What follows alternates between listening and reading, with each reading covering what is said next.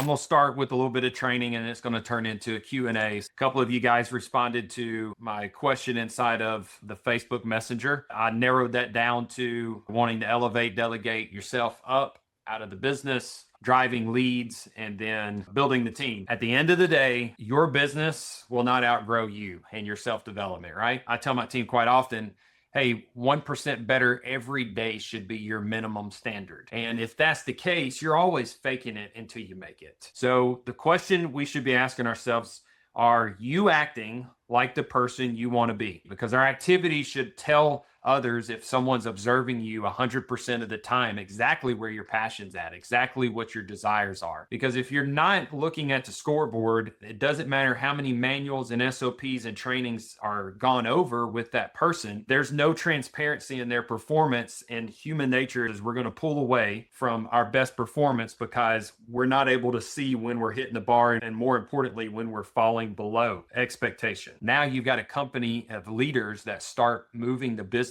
without you, and this is how you get an absentee owned business. That's one way. I've identified what my ideal customer is, and now this is a very cheap lead generator for me. $10 is fantastic. I pay over $50 a lead for my roofing leads when I'm running it on Facebook. This is where you can find other businesses in your area to split the cost of the mailer to the point to where it doesn't even cost you anything to send out the mailer because they've covered your cost. And you can split it up into 4 squares, 8 squares, 16 squares. Once you got that data, then you can mail out, you can email out.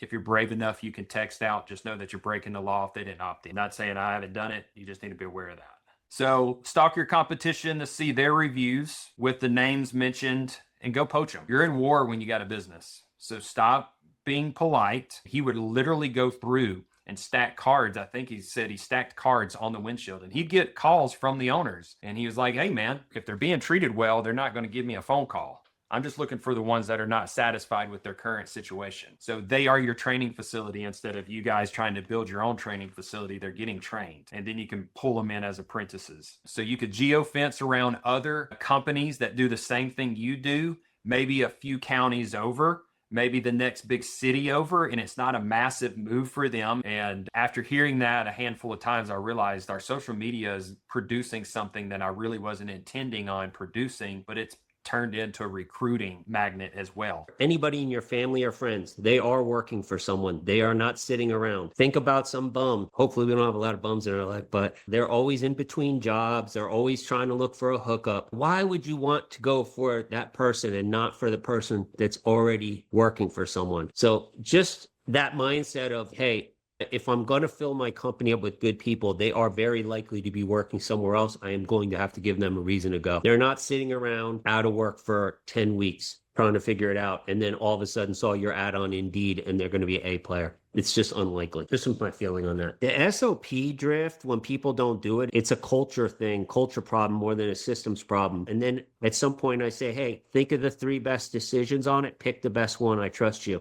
He sells like crazy. He's just a very high energy guy, and he can sell 100 jobs this month. But if 5 people reach out to him, he disrupts the whole system. He freaks out. He emails, texts everyone, calls everyone. Everyone's in shambles. And I'm like, what just happened? I learned this from my wife, man. She'll take a knife out and cut someone real quick because she just doesn't have time for someone to ask her to do their job. But he'll literally call me and be texting me as he's calling me. So it's like my phone rings, I get 5 text messages, I don't answer it, I get 3 more text messages, my phone rings again, get 2 more text messages. If I don't answer it, then it goes into the WhatsApp to the team. Hey, if I'm talking to you on the phone all day, I'm not growing this company. You're going to make a lot more money if you let me do my thing. If someone's dying, call me. If a contract's on fire, call me. If I'm requested for an engineer inspection because of like licensing, things like that, call me. Dude, you may want to hang out at the supply house one morning and just watch them as they come in to pick supplies up and hand them free, I don't know, monsters. Just